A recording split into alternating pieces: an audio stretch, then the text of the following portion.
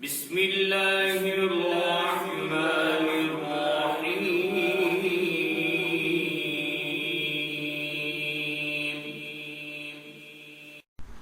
بسم اللہ الرحمن الرحیم۔ تاریخ اسلام کو آپ سن رہے ہیں۔ ما قبل میں آپ کے سامنے مختلف قصوں کو ذکر کیا گیا ہے، عدنانی قبائل تک کا ذکر ہو چکا تھا۔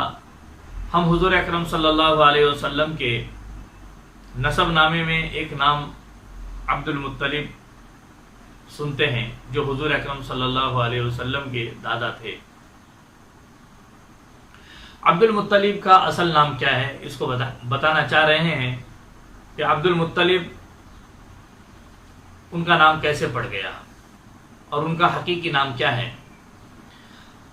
ہاشم، ہم نے سنا کہ عبد مناف کے 4 بیٹے عبد شمس، نوفل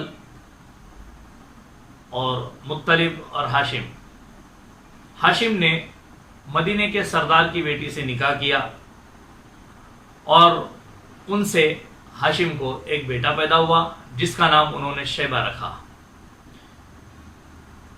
یہ شیبہ ابھی چھوٹا ہی ہے، ابھی بچے ہی تھے کہ ان کے والد ہاشم مرحوم ہو گئے، انتقال فرما گئے، اور ان کے بھائی، ہاشم کے بھائی، جیسا کہ سنا عبد مناف کے 4 بیٹے، تو ان کا نام مطلب تھا۔ ہاشم کے بھائی کا نام مطلب۔ یہ مکہ کے حکمراں بنے رہے۔ ہاشم کا بیٹا شیبہ مدینے میں پرورش پاتا رہا۔ جب مطلب کو پتا چلا کہ ہاشم کا بیٹا جوان ہو چکا ہے تو وہ اپنے بھتیجے کو لینے کے لیے خود مدینہ چلے گئے۔ جب مطلب اپنے بھتیجے کو یعنی شیبہ کو، ہاشم کے بیٹے کو لے کر مکہ میں داخل ہوا مدینہ سے، تو مکہ والے سمجھنے میں غلطی اور خطا کر گئے۔ انہوں نے سمجھا کہ یہ جو نوجوان یہ مطلب کے ساتھ چل رہے ہیں یہ ان کے غلام ہیں، لہذا انہوں نے ان کو عبد المطلب کہنا شروع کر دیا۔ عبد کے معنی غلام کے، اور بندے کے آتے ہیں تو مطلب کا غلام، یوں معنی ہو گئے۔ مطلب کو جب اس غلط فہمی کا حال معلوم ہوا تو انہوں نے اس کا ازالہ کیا، لوگوں کے سامنے اس کا اظہار کیا کہ یہ میرا غلام نہیں ہے، یہ میرا بھتیجا ہے اور میرے بھائی ہاشم کا بیٹا ہے، یہ مدینے میں رہتا تھا، مگر لوگ اس کو عبد المطلب ہی کے نام سے پکارتے رہے۔ آخر شیبہ، جو عبد المطلب کا حقیقی نام ہے، وہ رہ گیا اور ان کا نام عبد المطلب ہی مشہور ہو گیا۔ بہرحال عبد المطلب کے اخلاق، عزت و شہرت سب اپنے باپ ہاشم کے جیسے تھے۔ امیہ کے بیٹے حرب کو عبد المطلب کا اثر و اقتدار گرا گزرا، اور اس نے بھی اپنے باپ کی طرح عبد المطلب کو مقابلے کے لیے دعوت دی۔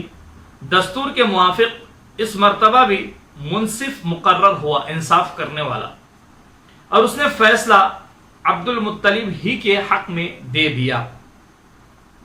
اس فیصلے نے بنو امیہ اور بنو ہاشم کے درمیان دشمنی پیدا کر دی اور اس دشمنی کو بڑھا دیا۔ عبد المطلب کے زمانے میں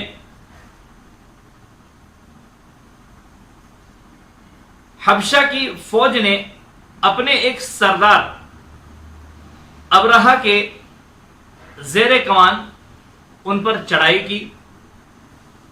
یہی فوج اصحاب فیل کے نام سے موسوم ہوئی ہیں، جس کا ذکر قرآن کریم میں سورہ فیل میں آیا ہے، الم تر کیف فعل ربک باصحاب الفیل۔ پھر ان کا کیا حال ہوا ہاتھی والے،